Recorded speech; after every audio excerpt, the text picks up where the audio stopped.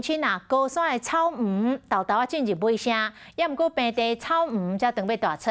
讲最近的天气温差大，阁无落雨，正适合草鱼来生产。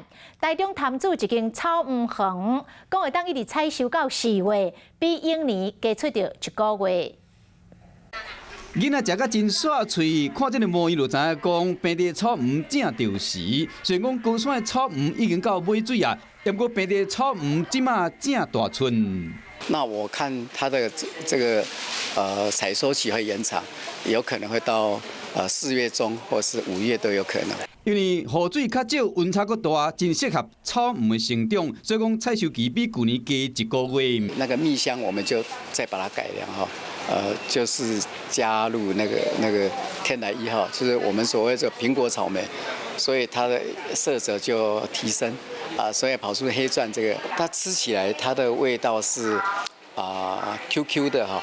业者讲各种口味拢无同款，咱的乡亲会使去试看卖，因为平地草鱼开始大出，价销卖更较香。